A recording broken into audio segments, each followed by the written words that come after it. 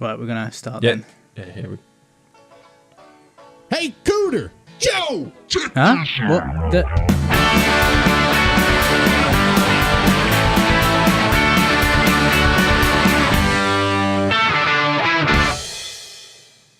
Well, that was unexpected. Yeah, wasn't it, Joss? New theme for a third year, for our third year. For our third year, we've got a new theme. There we go. This is episode 105. Welcome back to Anywhere But Here. My name is Tom. And I'm Ant. And you can find us at abhpod.com, where you can go to the Amazon banner up in the right-hand corner, do your shopping as you usually would. We get a little bit of a kickback from that. This is quite good. I like having a little bed to talk over. Yeah, but though it's fading out now, but you know, yeah. We can extend it later if we need to. You can find us at ABHpod, where you can contribute to our show via the Amazon banner. That's really helpful.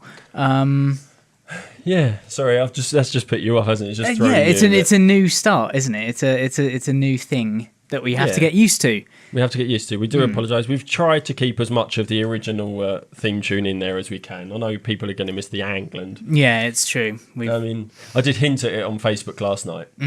We'll talk about that in a minute. But you can find us at abhpod.com, as Thomas said. If you click on the shows button. Yes. It's not a button, but you should click on the shows button. It gives you an option of 3 podcasts to listen to. Anywhere But Here, which you're listening to now. Indeed. Ship Time Transit, which is briefly lived, maybe to return. Yeah, it will at some point, for definite. Tom and I mostly, but Stephen from History of Misunderstanding contributed. And if anyone does want to come on that show, give me a please give us an email. If you've got like a local urban legend or something from round your way, or you've just got something interesting. Yeah. Some sort of unsolved mystery, or if you've had a ghostly experience, I don't know. Yeah, just let us know. abhpod@gmail.com. Indeed. Also, there is the Tom and Joe show, which is yourself and Joe, your partner Joe. Indeed. Yeah, talking about things, normally having a little bit of a bicker. Yeah, it turns. Sometimes it's a comparison thing. Sometimes it's being pissed off at neighbours thing. Yeah, sometimes. Or just a reminiscing about the charts, days gone past. All sorts of things, and that will be coming back at some point soon. There are plans afoot. Yes, and whichever one of those you choose, anyway, on the right hand side there's the iTunes and the Stitcher link. Just click on those and go and subscribe, so it's more convenient for yourself. Yeah. Yourselves. You can also find us on Twitter at ABHpod, where we are probably most active, I would say. Yeah. You can find us there, or on Facebook, which is roughly the same. Yeah, ABHpod. Yeah, yes, because they kind of, if we post on Twitter, it goes on Facebook and vice versa. Yeah. Yeah, I've already said abhpod@gmail.com, so there we go. That's that. And you can watch us as well Good point. on youtube.com/ABH podcast. Yeah, we were missing last week, but that's because we had so many people on, and worked. You wouldn't have enjoyed it. That was fun. That was a 2-year celebration. If you haven't listened, it is a 2-hour epic. But if you just go and listen. You know, sometimes, as I said on Twitter, sometimes it seemed a little bit shonky. Yeah, went a bit shonky, didn't it? But to nick a phrase. Yeah, but it was fun. We really enjoyed conversing with our friends in a big group. And we always enjoy those things at the end of each year. Just want thanks to everyone who contributed last week and who have contributed over the last 2 years. We are, as we say, in our 3rd year. Yes, and I think it's now with the new theme tune and the fact that it's a brand new year. If you're a new listener, you don't have to go back and listen to all of them. It's not imperative. No. We don't often keep things in, do we? We don't have in jokes or references. Sometimes. Last week there was, but that was sort of cross-podcast jokes. Yeah. And we tried to explain a lot of them to people, like the Condor Man conversation. We had to kind of explain what that was. Of course, yeah. But yeah, there was some in-jokes, like saying about Smokey crying. That was a bit of an in-joke. But... hey, fuck it. Robbie emailed us. He said he did hear that. He heard it, and he said he didn't want to sort of butt in because he just wanted to leave it where it was because it was funny. He said it made him laugh. I believe he's also emailed us about his experience of being on the show again. Yes. In a live capacity. Yeah. Do we want to do verbatim quotes? Go for it. Why not? We don't want to misquote people, do we? We don't like to misquote people on this place. We are known for our accuracy. Indeed. But he said, "Dear ABH." I love how he always starts things like that. "Dear ABH," and he does "Dear Stinking Pause" and "Dear HOM." Yeah. It's brilliant. "Dear ABH, as I heard you all speaking today, I felt like I was listening to a podcast, and whenever I was asked questions, I was surprised and forgot I had called in." I imagine that would be kind of disorienting for somebody. Yeah, when you're usually just a listener. Yeah, you're listening like, oh yeah, it's just a normal, because he always listens at work anyway. And yeah. he called us when he was at work, so he's listening to us at work like he would do normally. And then we kind of go, "So Robbie, what are you up to?" Can you imagine if you were listening to your podcast and they just fucking called you out by name? He also said, "You all sounded so natural together. I think the Skype chat turned out really well," which it did. I was amazed that it worked as well as it did, actually. Yeah, there was one very slight dropout. Yeah. Which it wasn't even that bad. Wasn't really noticeable, I don't think. There were a couple of bits that I heard on the recording that I didn't quite catch.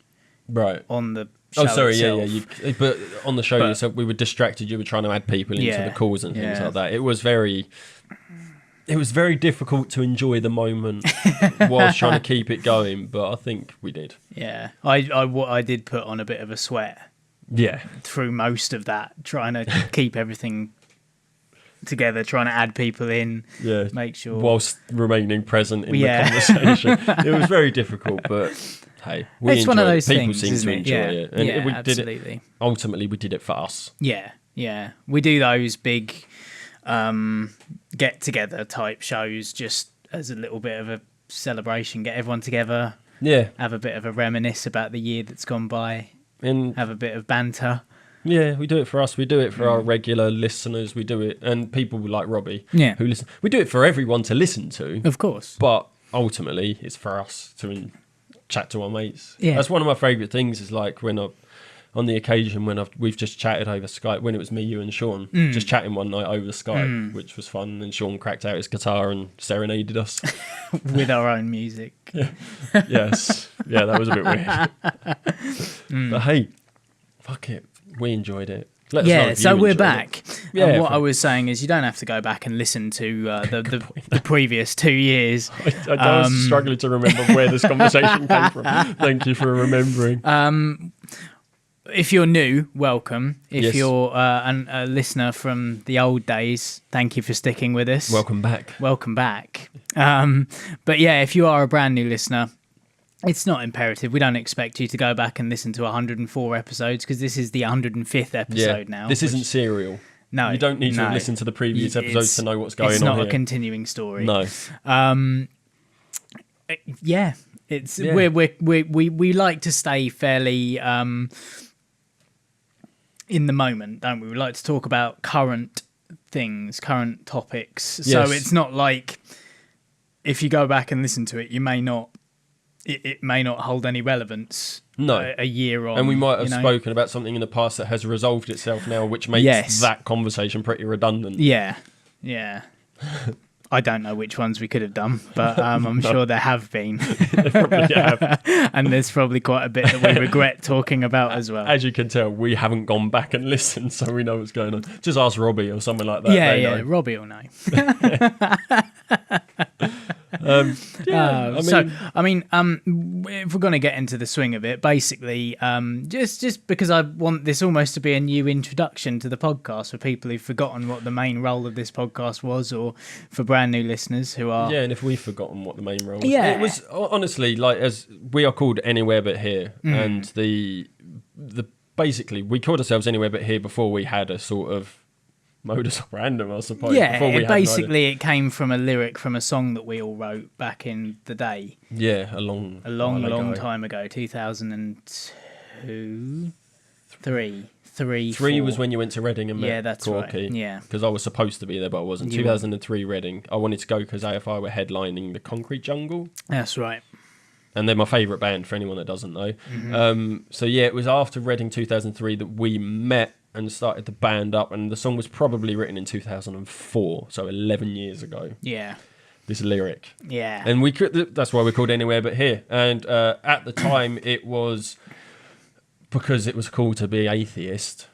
I think it was a song about going to church on Sunday, but not like the Green Day church on the Sunday. Definitely nothing like that at all, was it? It was Sunday morning service, and it was I'd rather be anywhere but here. As in, I think it was more like about a guy who fell in love with a girl who was religious. That's right. I think that was the point of it. I didn't write it, so I didn't know. I didn't write the Matt and Corky wrote I think lyrics. they came up with the lyrics for it. And it was I'd rather be anywhere but here, meaning the church. We've taken it to mean anywhere but here as in the sort of shit that goes on in this world about us. Oh man, I can't believe I would much rather be anywhere but here now. On this planet. Yeah. Whilst people like Josie Cunningham and Katie Hopkins are around. Josie Cunningham and Katie Hopkins have become in the last year our big scapegoats, our go-to bad guys. They're the villains of this piece. Yes. There was a documentary all about Josie Cunningham on the TV the other day, but I have not had any time this week to do anything. We've just had a chat before we come on air, and neither of us have really watched any TV. Neither of us. I don't know what I've done this week, but I don't seem to have had any time at all. It has been one of those weeks where I'm like, I don't know. I took Chloe to the dentist. I remember that. Right. I've been to work. Yeah, pretty much. And that's about it. I made a theme tune. You did, yes. I did make a theme tune. You've been hard at work. You've been hard at work. And that was in the period, the half hour, 45 minutes between coming home from work and picking Chloe up from school. That's the only time I really had to do it. And then we polished it off just before we started. Yeah, and that was before I got here. I didn't witness any polishing of anything. Did you know about that as well? No, but I guessed. No, I mean polishing that. I just assumed something else. Yeah. Polishing it. Yeah. But no, speaking of the Josie Cunningham documentary, we've got it recorded. Yeah, I will go back. I had every intention of watching it, and Liz tried to make me watch it this morning. She said, "Well, let's watch it now." I can't. I heard an interview with her on the radio, and she's...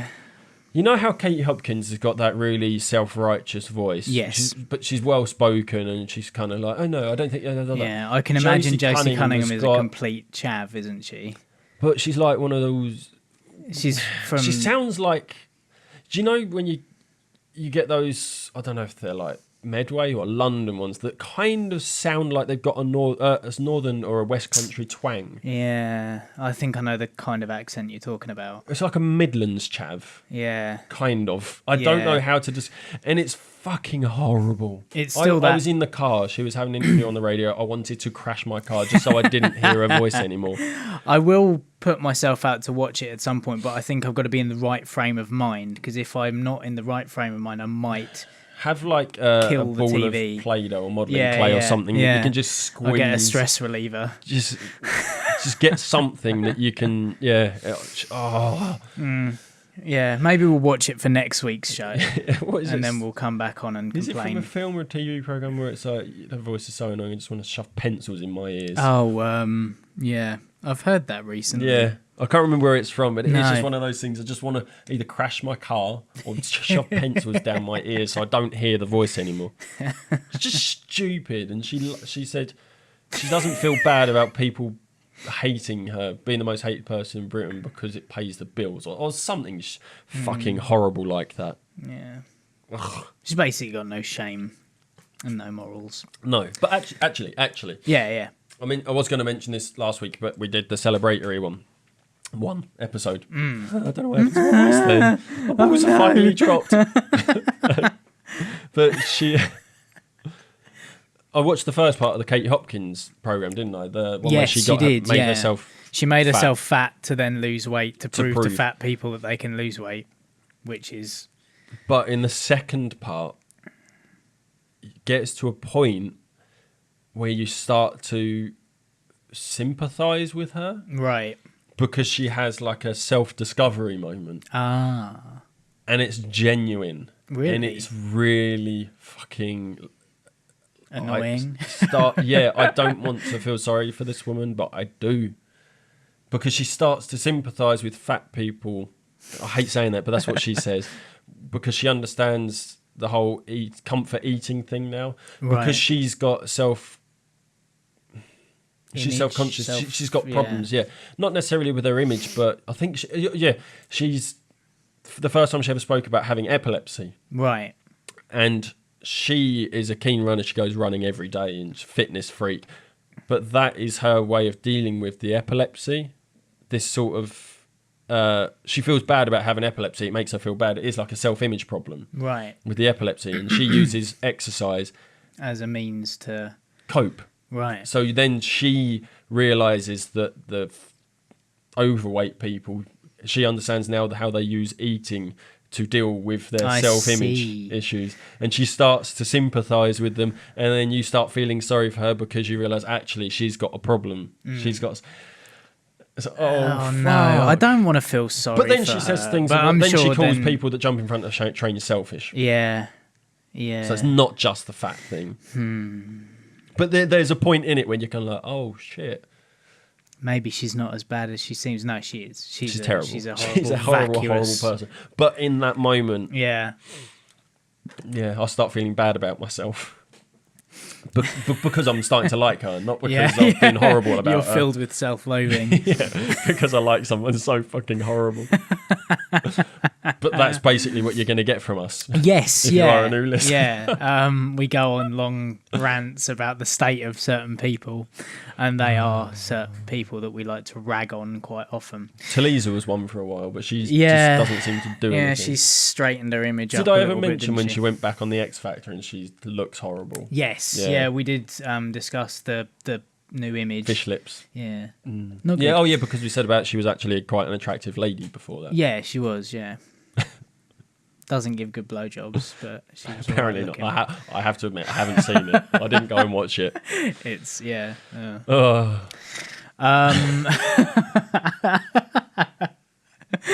And that's basically it. We kind of talk about things that make you feel like you just want to be anywhere else but here. Yes. And that is the point of the program. The show, the podcast. But occasionally we do have heartwarming stories. Yes, we do. Well, the thing is, recently we were well,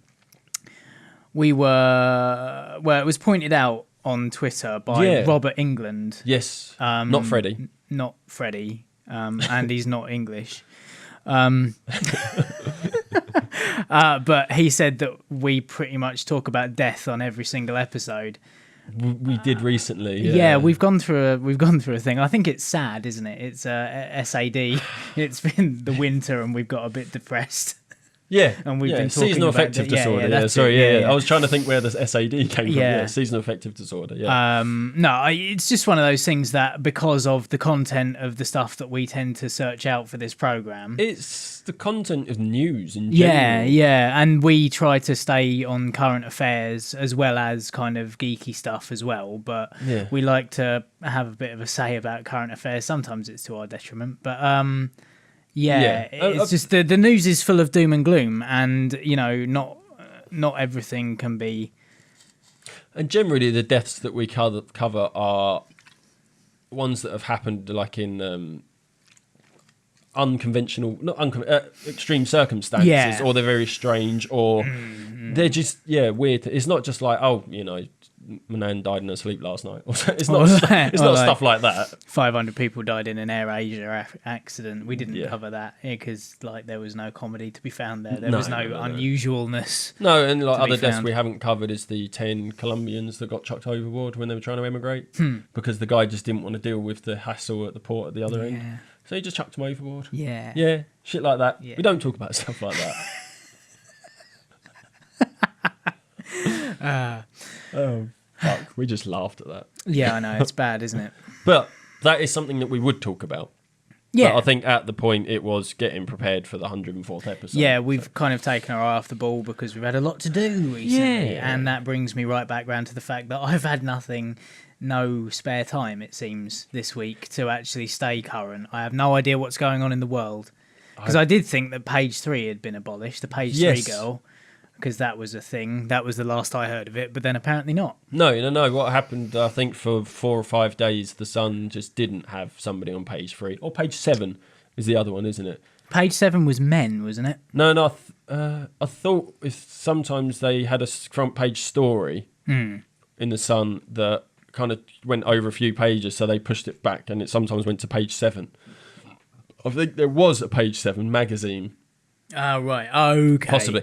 I think sometimes the Sun is always on an odd number. It's because it's always on the page when you turn it. It is. Yeah, that's right. It's the on the first right thing you hand see. side. Yeah. Is a nice pair of tits. But yeah, for some reason on 4 or 5 days they didn't have page 3, and then it just came back. Yeah. And it was the News of the World, the sister magazine of the Sun. Yeah. The News of the World said that they've got rid of page 3. But then the Sun came out and goes, well, no, we never said that, or I don't know where they got their information, but hey, it did help our sales a lot. Yeah. And it's a bit like, oh, that's terrible. And there was loads of people complaining. It's like, why are you complaining?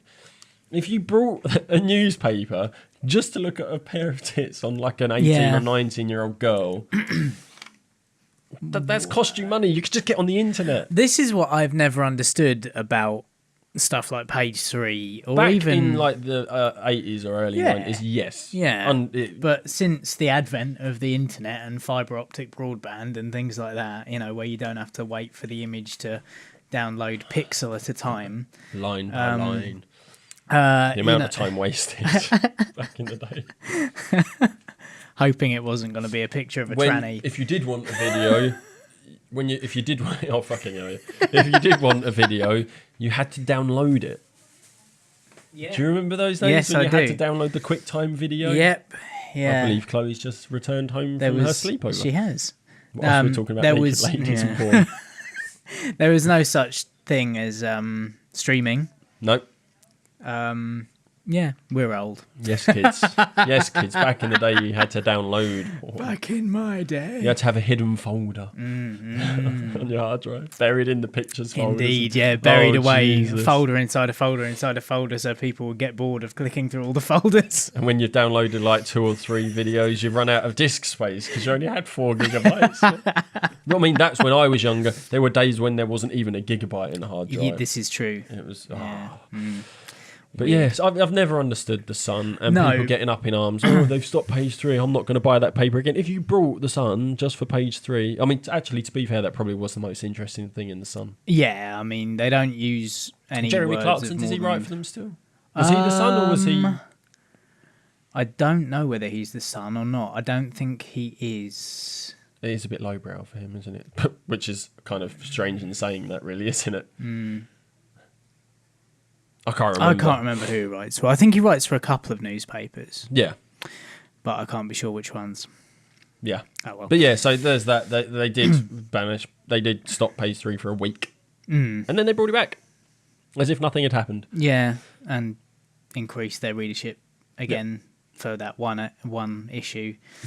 Yeah. I don't know. It's very strange. But that was the last thing I remember hearing that stuck in my mind on the news, if I'm honest with you.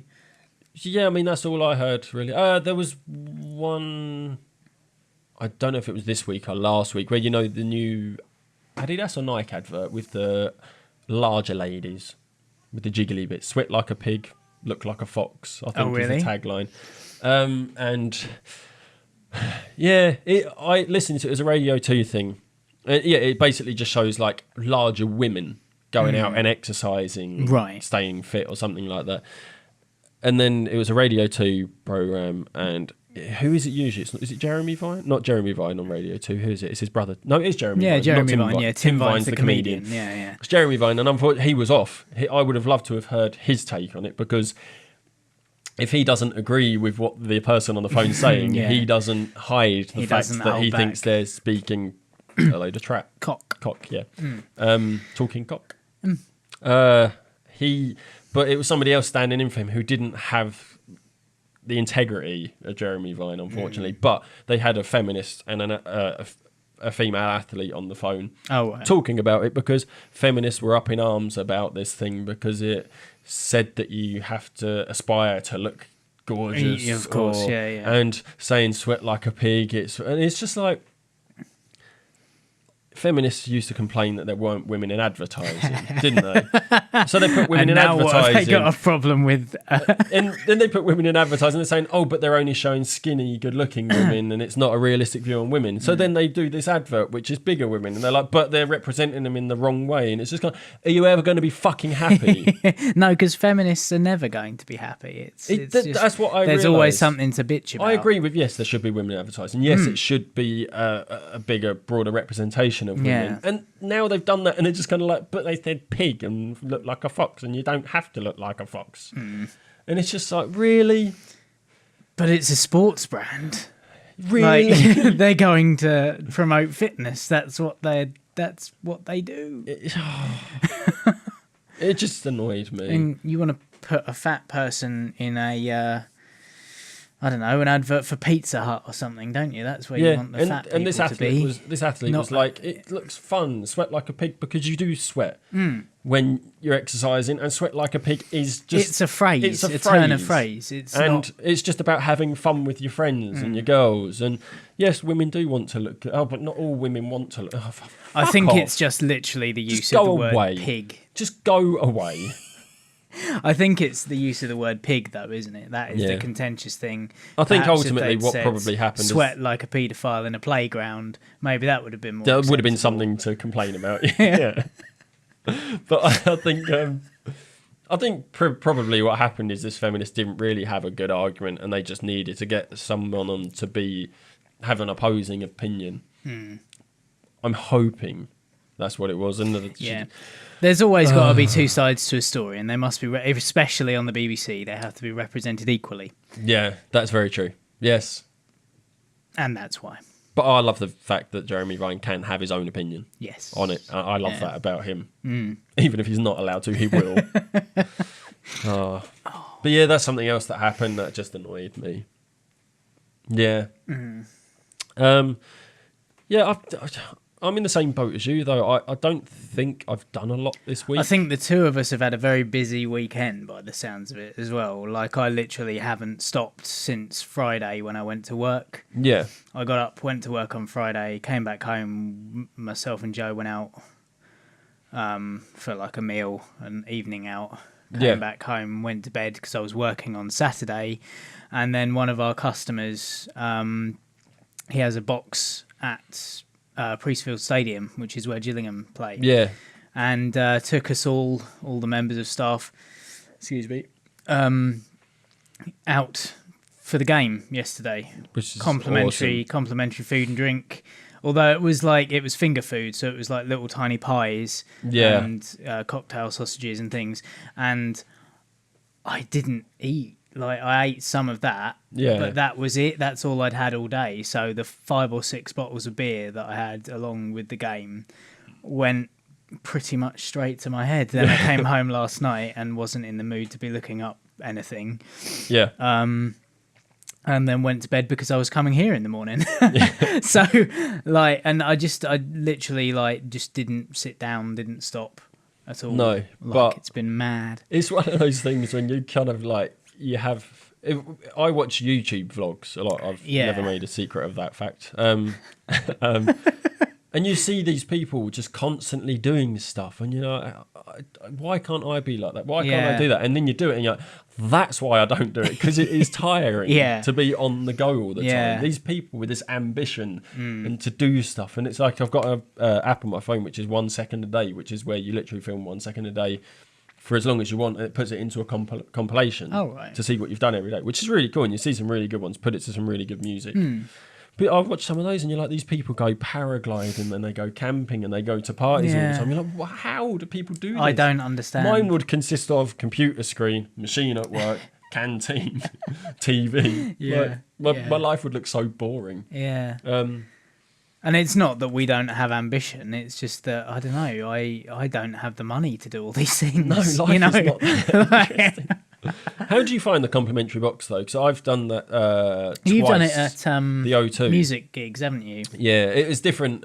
One was with Liz's uncle, who's like quite high up with Cisco Systems. And they've got a box, and when we went, it was free. Yeah. But you don't get complimentary drinks and food. You have to pay right at the O2. But the fucking luxury, really nice boxes. But the view, it's one of those ones where it's quite far away from the stage. It's not like being right down in front. It is definitely, you can tell it's for business more than anything. So you do your meeting and then you watch the game, and you're not really there for the game, so you don't need to be close. Well, quite frankly, I wasn't there for the game. No, you were there for the drink. And I don't enjoy football really, and nor do any of the girls at work. No. So did you not enjoy the game? Really? It was fine. It ended up 3-2. Gillingham scored twice in the first 10 minutes. Oh, okay. Which was pretty That's impressive. exciting at the time. Yeah. How is it at Priestfield though? Because that's a bit smaller than the O2. It's not exactly a... Do you get is there an outside there area is definitely, where you can sit? Yeah. Basically, you've got the box where there's like a table and a fridge and a little cabinet that's showing like the what's it called, Soccer Sunday, the updates, or whatever it's called, Sky News Sports. Yeah, that's Sky it. Sports News. With Jeff Brazier or whatever his name is. And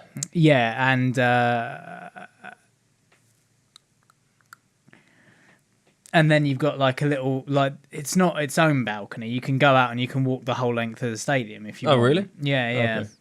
So, yeah, you can go outside and there's seats there and you've got some fans in front of you and some fans above you. So you can get into the atmosphere. Yeah, definitely. Cool. It was good. It was a really good experience. It will probably never happen again, but it was, it was one of those things that I couldn't really turn down. As it was free as well. It was all free and you might as well. Yeah. The best thing about it is that my mum's boyfriend is a season ticket holder. Yeah. And him and his son were there and they were on the opposite side. So I went out every now and then with my phone just to be like, "You right? Yeah. How's it going?" Wave, see if you can see me. Yeah. And I could because it's quite a small stadium. Yeah, good point. And they were like, "How the hell are you just wearing a shirt, like a short sleeve shirt?" I was like, "Because central heating. The box is heated. I'm on my third beer. I've just had some food." That's amazing. Yeah, I think that's the difference with like the O2 it is really nice, but when we went with Liz's uncle, we went to see Noel Gallagher, which he's just incredible. Yeah, and that they played like "Don't Look Back in Anger." Oh, really? What, the High Flying Birds? Yeah, they played "Don't Look Back in Anger," which was just. I never got to see Oasis, so I love Oasis. I saw them on their reformation. Oh, you did actually see Oasis, but then. Like literally 2 weeks after I saw them, they broke up for good. Oh wow! Yeah. I bet that was amazing. It was really good. Like I'm not the hugest Oasis fan in the world, but they were really good to watch. And their crowd goes insane. Yes, singing along. So like when they played "Don't Look Back in Anger," that was just a moment because I do really really like Oasis. Yeah, that was just an incredible moment. And it's an Noel Gallagher song, so. It's not like anything was missing. And to be honest, Noel Gallagher sung Oasis better than Liam Gallagher. Of course he did. Liam Gallagher was always the less talented. Yeah. And the more up himself. I mean, just look at BDI. Yeah. I've never heard any of this. I can't High Flying Birds are pretty good. Yeah, they are. Yeah. But anyway, when we were out watching the concert, we had the same thing. You had the box, which was heated, and you had your TV, so you could watch bits.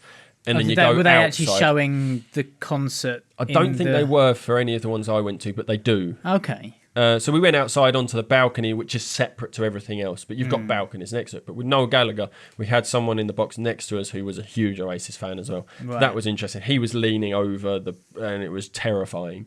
But you got a bit of atmosphere for that, but you're not in with the crowd like with Priestfield. You said you could go out into the crowd. Yeah, there were people down in front of you, and there were fans up above you as well. So you're right in the middle of it. So you did still get that that atmosphere. Yeah. So we had people next to us who kind of made it a bit more interesting. With Rush, there wasn't, and again with Noel Gallagher, it was a box full of people we knew. It was family, so we knew them all. So it was a bit. With Rush, when I went with my dad, that was a box that was different because. Where he works, you put into a ballot, and then your name gets picked out, and then you can buy tickets to go into the box. So it's not complimentary as such. I think they're slightly cheaper than normal tickets. Yeah. But with that, we're in a box full of people we don't know, who didn't really have much energy. Really? There was boxes either side. One was empty. One there was just like some people that I don't think they knew who Rush were. Right. So it was a very different experience. That's weird. But you do feel really. You feel separate from the event. Yeah. I mean, Rush were amazing, Yeah. as you would expect. Well, of course. But you just don't get the atmosphere. It's really weird. Yeah, because even if you're seated in the arena or the stadium or whatever, you feel. Yeah.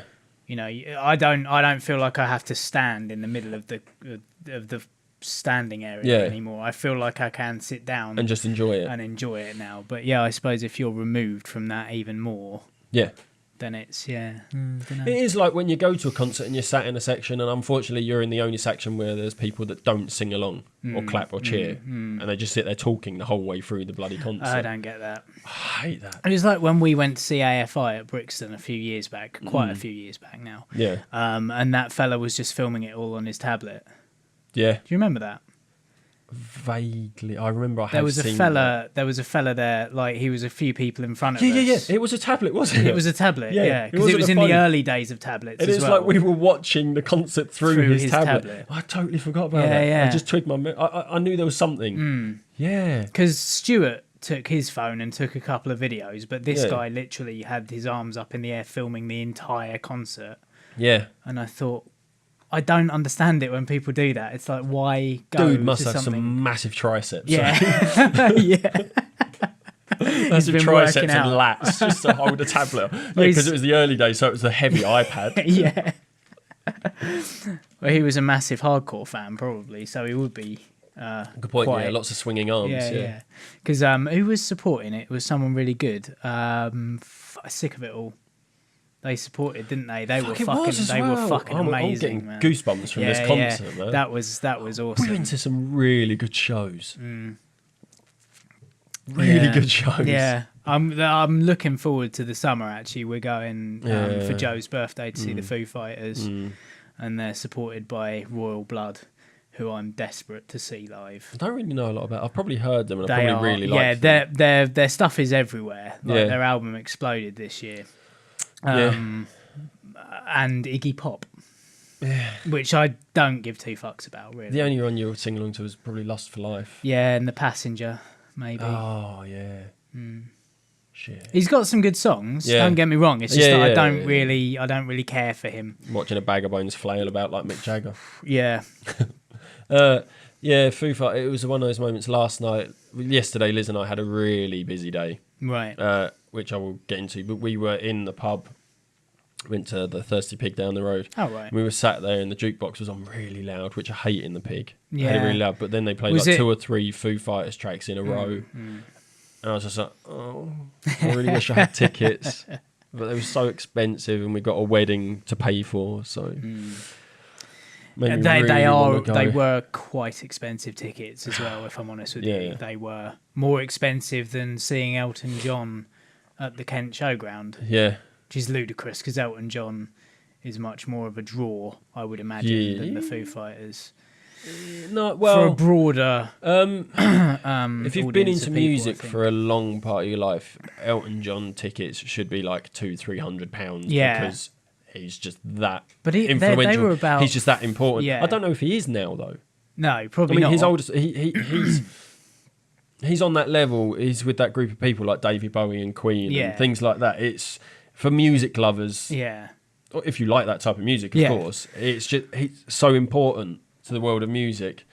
Whereas Foo Fighters necessarily have the pop culture, like people like Elton John aren't current. Yeah. And even people like Meatloaf, who I know people pay top dollar for, and I have no fucking idea why. I like Meatloaf recorded. Yeah, but live he's atrocious. Yeah. I like Meatloaf for the party. Yeah. Like Bat Out of Hell, or I Do Anything for Love, or You Took the Words Right Out of My Mouth. Yeah. Yeah. Just tracks like that, just for the 2 out of 3 ain't bad as well. That's a good song. But for the sheer pomposity of it all, and the Wagnerian rock. But yeah, like just because I think the tickets for Elton John were like 50 quid or something ludicrous Foo like Fighters that. are like 60 to 70 quid. Yeah. Yeah, with booking fee and with booking fee on top. Liz it's and I, much, it would have much been more. like nearly £200 Yeah, just to go and see and then you've got the train fare and all the rest of it. merchandise. Well, it was at Wembley. I've stopped doing merchandise a long time ago now. When I go to gigs, I want to, I'm a but sucker for t-shirts. I can't justify paying £35 for a t-shirt. If t-shirts are over £30, I will not buy one. But who did we go and see? Who was the last people we went to see? It was at Hammersmith, I think. Liz and I. No, it was Brixton. Liz and I went to Brixton for Blink-182. Jesus. Of course. And I bought a t-shirt because they were £25. Right. 25 quid. Fine. I don't mind paying that much for a t-shirt. It is ridiculous for a t-shirt. Yeah. But it's... Yeah. I like to have memorabilia. I'm a sucker for t-shirts. So I will always buy it. In fact, I think I'm wearing an AFI t-shirt today. That I've got. Also, sometimes I think the designs aren't very good. Like, I would prefer a decent design. Like, certain designs, I just like... Some of them are just too plain. Yeah. And that, again, I like a bit of artwork for my money. Yeah. Like, I've always liked the Dropkick Murphys merchandise because they've always got quite complex designs on theirs, and they're normally double-sided as well. There's something on the front and the back. Yeah, it's usually only tour dates, but it's not just a list of tour dates. No, it's usually like on the back of this, I think you've got a border and you've got stylized text and But if it's just like some of the Frank Turner stuff, like I love Frank Turner to death, but I'd never buy any of his merchandise because it's literally that little hardcore cross with FTHC on it. Yeah. And that's it. You know, and I'm like, I'm not paying you £30 for that. For that. Yeah. I could draw that myself if I was good at art. Yeah. What? Oh, Foo Fighters, yeah. Oh, yeah, Liz and I was going to actually get onto that. I had quite the busy day yesterday. We decided Thursday or Friday that we were going to go to the cinema because we had our Odeon points for our free ticket for Chloe. Yeah. So we went to see, we planned to go and see Into the Woods. Oh, right, okay. Take Chloe to see Into the Woods, and then we were going to go to the American Diner in Earl Street. It's a new place. Oh, really? Yeah, it's where Mexa used to be. Okay. I believe. Yeah. Was it Mexa or is it one Chimichanga? of the other? No, Chimichanga's still there. That's why Mexa closed down, isn't it? Yeah. Oh, I know the one. Yeah. Yeah, it's opposite Nando's. Yeah. Earl Street is basically turned into our restaurant. It's the restaurant district, isn't it? It's a street full of restaurants and a theatre. And a couple of pubs. Yeah. We went to this American-themed diner. I think it was called Tommy's. Something like that. Anyway, it was really nice. I mean, like Jonathan Lim on Facebook yesterday commented and said, like, the service ain't great, but the food's fucking nice. Really? Which, I got a ranch burger, which is like a smoky patty with barbecue sauce and cheese. Oh, God, I feel so hungry. It was so good. And it was a thick, like, homemade patty. Yeah. And fries. Now, in American diners, fries are thin French fries. These were steak cut chips. Okay, right. They were delicious, but they weren't fries. No. But it was still nice, and like you had like a quarter pickle, which I've never tried a whole pickle. I've only ever had the gherkins. Sliced in McDonald's gherkins, sliced gherkins. But yeah, it tastes proper the same. dill pickle. Tastes the same. Yeah. It's really nice because it is effective. And Liz was like, take it off my plate, because she doesn't like them. So I had hers. I really like pickles, dill pickles especially. But yeah, so this restaurant, amazing. You order a bottle of Coke and it's a glass bottle of Coke. It's a 50s style diner. Yeah, that's Liz cool. had a milkshake and it came in the tin sort of cup. You pour it in a glass and it was a caramel. Incredible, fairly expensive. It's not American prices. But I quite like this new kind of gourmet burger style places that are opening up. There's one down by the Cineworld in Rochester called Coast to Coast. Oh, really? That is really good. Yeah. Really good. Quite expensive, like you say, but I don't mind paying a little bit more if I'm going to get really good food. Yeah, and this was incredible, and I felt so sick afterwards. I ordered a side of baked beans. We ordered onion rings. We couldn't finish the onion rings. Right. It hurt. So we had to go. So either way. Anyway, we went to this place. I keep derailing you. I didn't even get to this point in the story. I just started talking about it. So we did go to the cinema, but in the morning, Chloe, Friday, brought a note home from school from one of her friend's parents saying she wondered if she could come round and have a sleepover. Yep.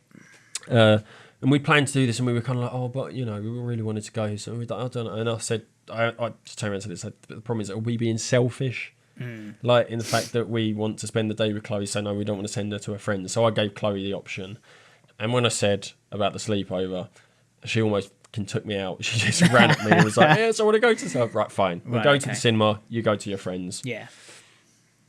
Then me and Liz were like, well, what are we going to do? Because Chloe's out. I was like, we could always go back to the cinema. Oh, did you see 2 films in one day? Oh, yeah. That's the dream. Oh, my God. So, yeah, we took Chloe to see Into the Woods. There was a group of teenagers who fucking ruined it for everyone. Oh, no. Laughing at the wrong times, shouting at the screen. Oh, I can't stand it. All the way through it. I think one of them, we were watching Into the Woods, a children's musical, basically, and we heard one of them go, what a slut, at the screen. It was like, oh. And there was no attendance coming in checking the screen. They never do anymore. You never They're see them. supposed to come in every half an hour for 5 minutes. Yeah. We know this because we asked. Oh, really? Yeah, we complained. Okay, then. So we went and we complained. He said, yeah, there should have been like, and we were kind of like, yeah, but if they had been doing that, they would have seen it because they were just doing it the whole way. It was so often that they would do it. Yeah. He said, because we're in dark clothes, they don't see it, so it's quite good for that. Yeah. And we would have escorted them out. Yeah. But they stayed for the whole, and they cheered and screamed at the end of it. And it was like, God. However, I'm all for people enjoying the cinema, but just don't laughing, but not at the wrong, laugh at the right time. And don't be a dick about it.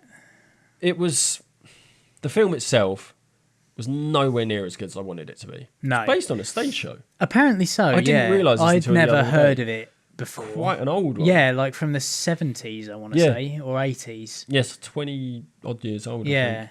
But the music is really good, and the story is really interesting. I think they tried to cram too much. It's 2 hours. Was it? It's 2 hours long, but it still felt really disjointed and rushed. And it's very interesting the way they make all the fairy tales link up. The cast was insane. Cast's really good, yeah. Apart from was Corden, but he's quite good though. He is James Corden in it as well. Yeah, I know. And there are some funny moments. The thing is, your view of him as a person is really jaded. It's coloured everything that he's ever done since, because I can't not see him as the obnoxious guy sat across the room from me, drawing attention to himself. Yeah, he's gone to America though, so yeah, they can deal with him. Good luck with that, guys. He's quite good. Who else was in it? Meryl Streep. Yep. As incredible as ever. It has this whole thing now, because I've seen Les Miserables and they live recorded the vocals, that's really tainted every musical you see now. Yeah, because you know that everything's dubbed. Because, in Les Mis, there was so much emotion and the emotion in the voice matched the emotion on the screen. Whereas with this, there was moments that's kind of like, you don't sound like you look right now. Yeah, that's right, yeah. And there was really, really dark moments. Yeah, this is what it looks like to me, is kind of like that Brothers Grimm style, like this is how everything happens after the fairy tale ends and it all gets a bit misty and murky. It's not even as the fairy tale ends. It is the fairy tale. The story of Little Red Riding Hood is her going to her grandmother's house. Oh, right. And it links in with the baker, right, who James Corden plays, and it links in with all of Rapunzel. Links in with the. And it seems like quite a clever idea. It's very, very clever, really well written, and it's very interesting. However, I don't think paying to go to watch it at the cinema is worth it at all. How's Johnny Depp in it? Because I've heard he's in it for about 10 minutes, if that. I didn't rate him at all. People have said that it's not good. He's creepy. The thing is, you're supposed to be really creeped out by him, and you are. It's just not right. Is he still a little bit Jack Sparrow? No, he's Johnny Depp. Oh, really? He's very Johnny Depp. Right, okay. I think Jack Sparrow is Johnny Depp. I see what you mean. Now, yeah. That character is Johnny Depp. It's like the Tom Cruise argument. It's like the Hugh Grant argument. He's just very Johnny Depp in it. Because I kind of, and I feel horrible for wanting to, but I kind of want to see that Mordecai thing that he's coming out with. I've not seen anything he plays about a British. I'll show you the trailer after we finish. But it's got him and Gwyneth Paltrow, and I think Mark Strong is in it.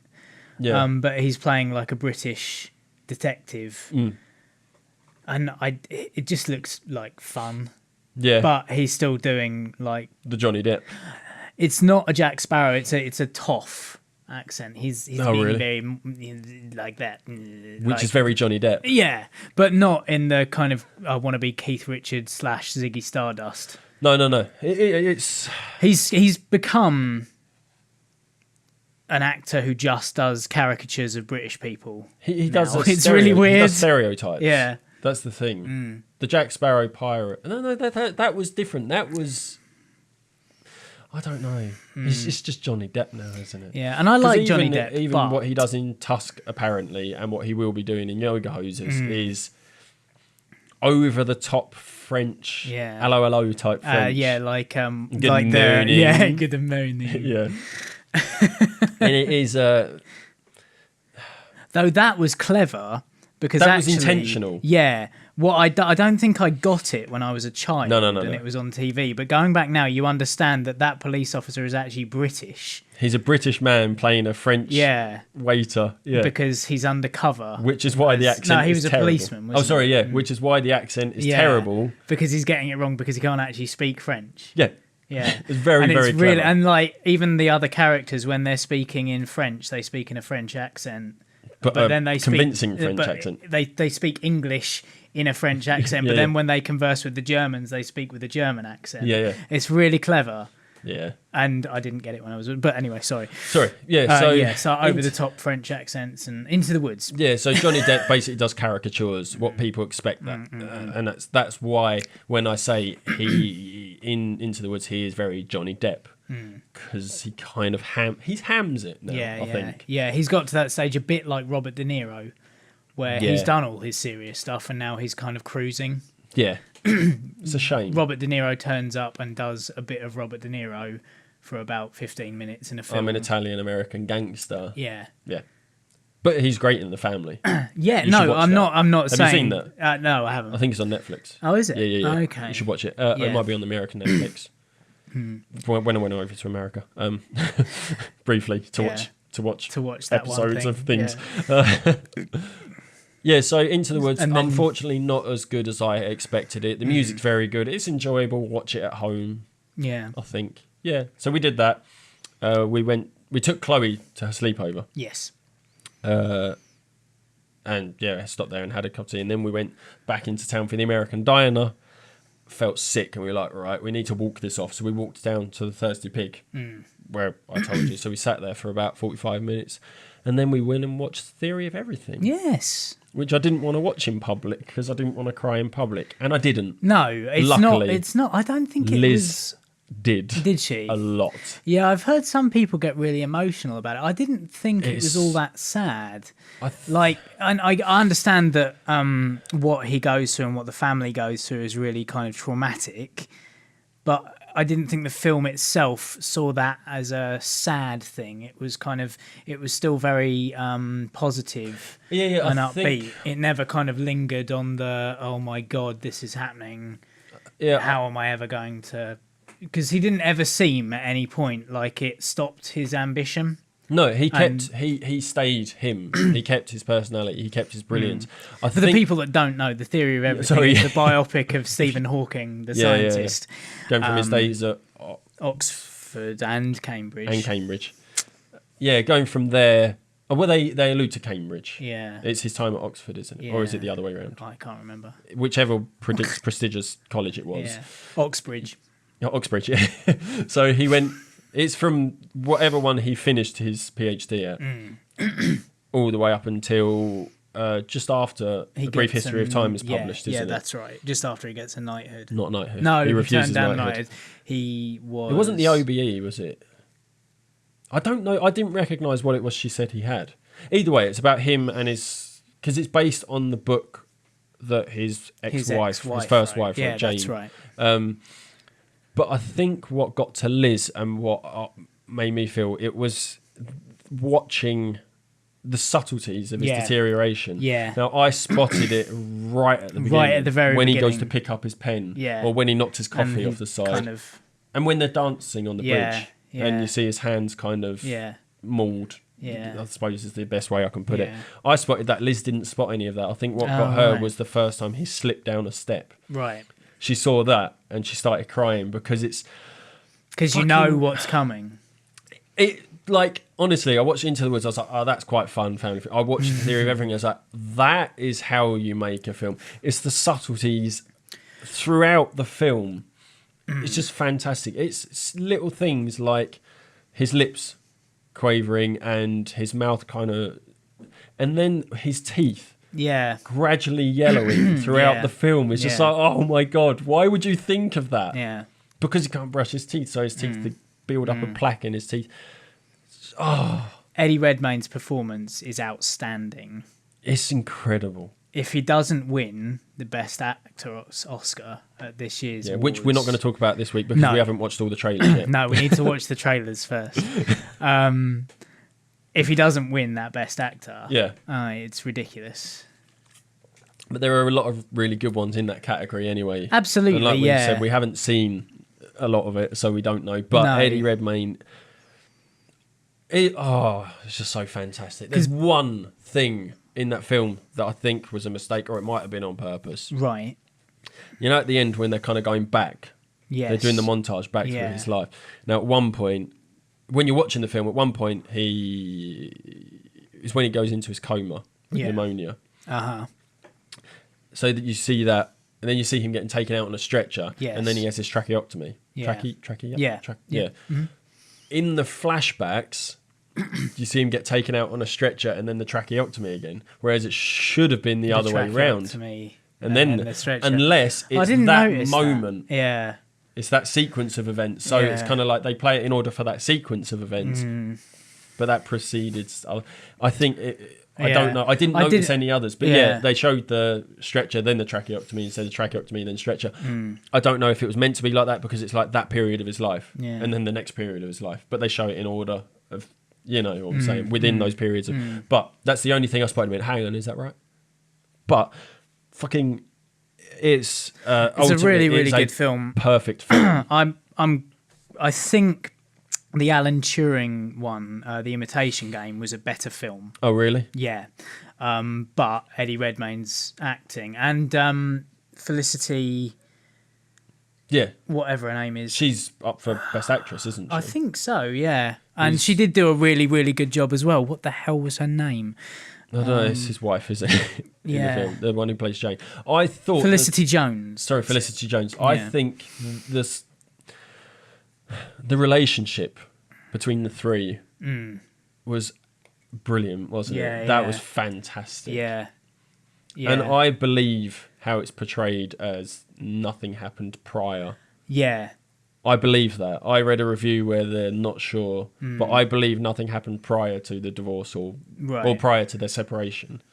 I believe that, like, because I think they portray it like the people in the film question if the third child is Stephen's. That's right. And in that review they do. But then she says there's no possible way. I don't believe that the third child is I don't not think there was Stephen any Hawking's. adultery. No. As such. No. I just think, it's especially because, unbeknownst to me, Stephen Hawking's wife was extremely religious. I didn't know that. No, neither did I. No. And so was the other guy, Jonathan. Played by Charlie Cox, who is the new Daredevil. Oh, is that him? He's really good. He is, yeah. He's good in Stardust. Every performance, that's where I've seen him before. Yeah. Thank you. Yeah.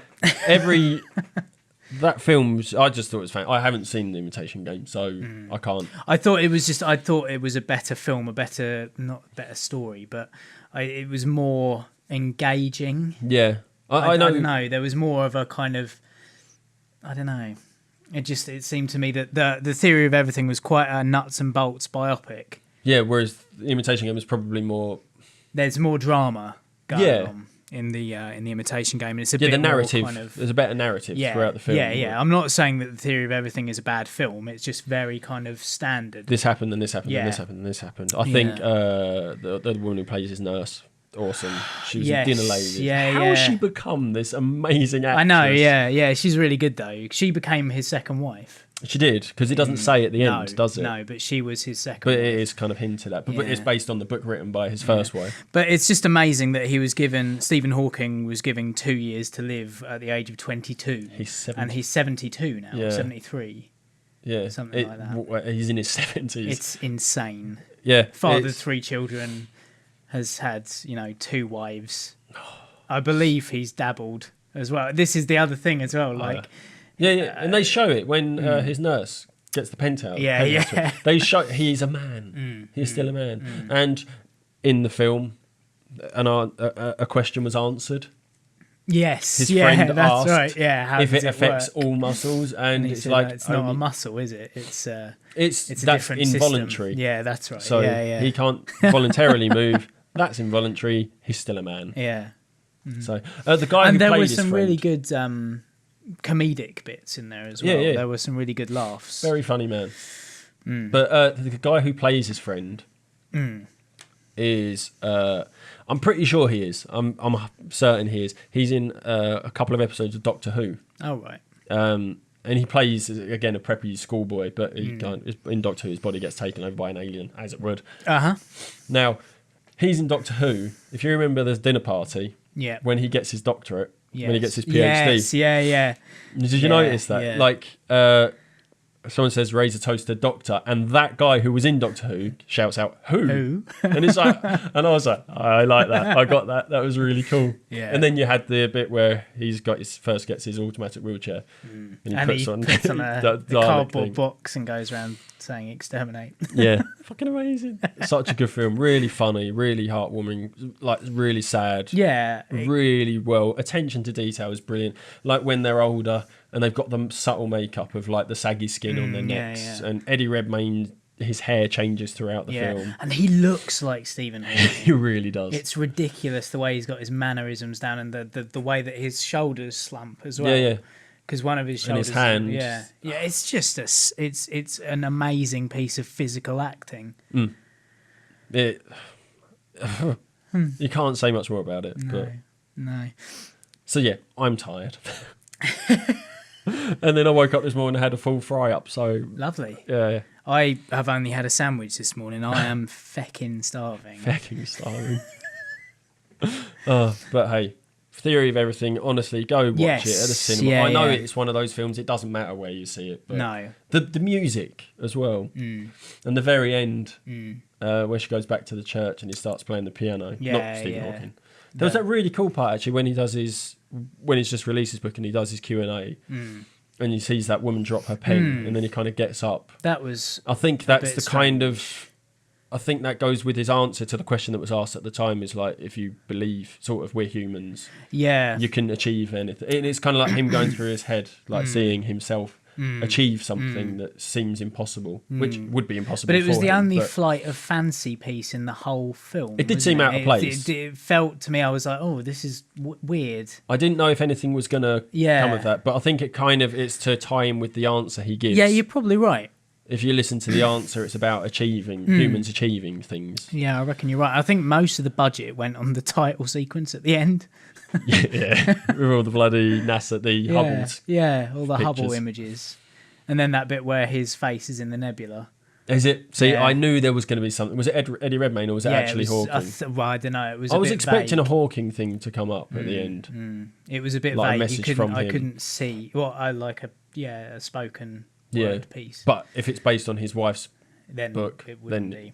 And that's why there's not a lot of science in there as well. Like it's not heavy on the science, is it? and I love the fact that yes, Stephen Hawking's atheist, but he doesn't rule out God. Yeah. Like Yeah. he's trying to find a theory that would disprove God, but he's accepting of the fact that you can't disprove God if there's no So no therefore evidence there against. must be something, but you can't. If you can't disprove it, you Yeah. can't prove it either. Yeah. It's just some really brilliant moments, philosophical moments, and hey. But then again, like we say, she's Christian. It's based on her book. Yeah. So would she portray him as somebody who doesn't disbelieve in God because she's the? You just religious never one? know, do you? But it was a good film, really Yeah. good film. It's one that So people we've should watch. both seen one of the Oscar films this year. Yeah, we have. I've seen two, You've seen two. and I'm going to see a third at least. Yes. Hopefully, I'll be seeing Whiplash this week because it looks intense. Yeah. You showed me the trailer before we started, and yes, I understand when people kind of go, "Yeah, it's about drumming." It's about a guy who wants to be a With a drummer question and mark. his teacher. Yeah, but yeah, it's not about the drumming, but No. it is essential. But Yeah. yeah, it's one of those hard ones to explain. But Yeah. we did have that moment yesterday when we were trying to decide what to watch, and it was Liz that said Theory of Everything. She really wanted to see it. Okay. But yeah, I wanted to see American Sniper. I would have liked to have seen Imitation Game. Actually, everything on that list. Probably the only one I wouldn't want to see. Only Selma, because I saw the trailer yesterday. Yes. I didn't know what it was Yeah, before. that I looks wouldn't good. have suggested that. Boyhood, yeah, kind of. Not. Maybe, but not. I'm not overly bothered about it. But I don't know what it's quite, about. I know I know. Yeah. The big thing about it is the way that it's been shot. It was made over these amount of years. Yeah. But any of those films, only Boyhood and Selma at the time I probably wouldn't have wanted to have seen. But everything else, yes. And Whiplash, to be fair. Oh no, Whiplash I did say, Whiplash is supposed to be good, I'd like to go and see that. And Liz went, well, what's it about? I went, drumming, I think. I'm not sure what. Yeah.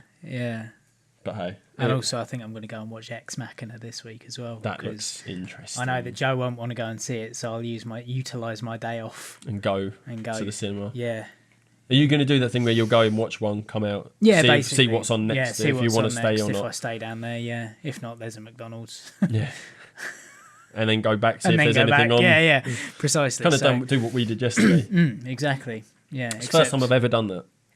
Yeah, I don't think I've ever watched 2 films at the cinema in one day. So No. it's been a thing of mine to do for quite a few years It's now. interesting. Yeah. It's really weird when I kind of, after the film yesterday, I went back into the toilet. I went, hang on. How long have I been here? It was really weird. But what else was I going to say? Oh, yeah. And Casablanca's being shown at the Odeon on Valentine's Day. One screening. I kind of want to go and watch it. Seeing as I've never seen it. Yeah, I've never seen it either. And Liz wasn't interested when I saw the poster at first, but they showed the trailer before Theory of Everything, right, and then she kind of, I went, "Do you want to see it?" And she went, "Yeah, I think I do." It's an iconic piece of film making. And go and see acting. it the way it should be seen. Yeah, on the big screen. Yeah, possibly a thing to do. Yeah, Can always see if Joe fancies it as well. yeah, yeah. We'll go take a trip. Yeah. Wakey. Yeah, We're both very Did we cover tired. any news? No, and I'm glad. 2 brief bits. No, it's quite nice to have these episodes though where we just talk about stuff. Yeah, Yeah. we did consciously not talk beforehand. Yeah. Actually, there was a bit of news that I did find, which was really? quite good, and it's just basically that a probe is heading towards Pluto at the moment. It's going to really? pass by in the next couple of months. It's 22 million miles away from Really? Pluto at the moment. It's the first time a probe will have gone to Pluto. Don't actually specifically to Pluto. But it's moving so fast. It's moving at 14 kilometers a second at the Whoa. moment. It's moving so fast that it would be impossible to get into the orbit. So they've got to line all the things they need to shoot at the planet. Yeah.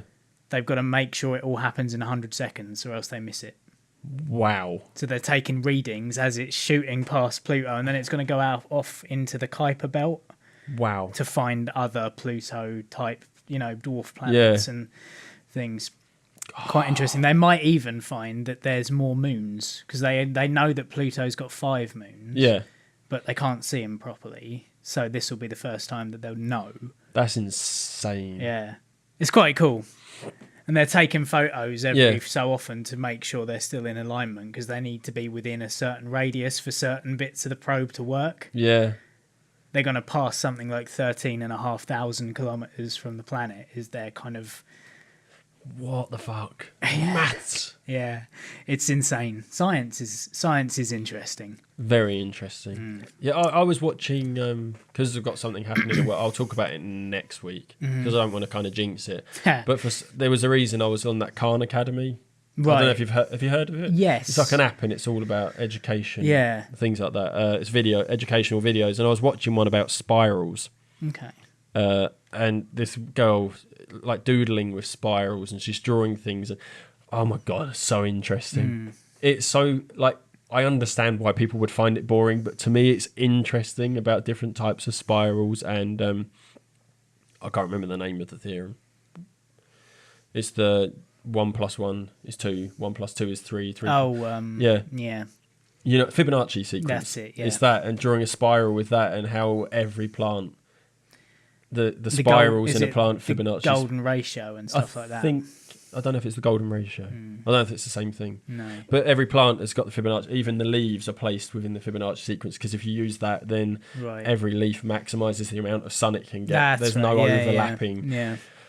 I think I fell down a rabbit hole on that one a few years ago when I had time on my hands. I was watching it. I was like, that's so amazing. I want to get some graph paper so I can draw a Fibonacci spiral. Yeah. Yeah. Just to do it. And pineapples have got the Fibonacci spiral. Yeah. And sunflowers and fuck everything. And pine cones. Sorry, that's a Ice Age thing. Yeah. Interesting. Really amazing. But there's a reason I'm looking at maths and things. And it just worries me. We'll find out next week. Hopefully, yeah. We'll leave it on a cliffhanger. Dun, dun, dun. So make sure you come back next week to find out. I haven't even told Liz. Oh, make sure you come back next week to find out what Ant's news is. Might be. Yeah, could be, possibly, or not. Here if it doesn't. Yeah. So for this week, our first episode of Year 3. Yeah. I've been Tom. I've been Ant. Bye.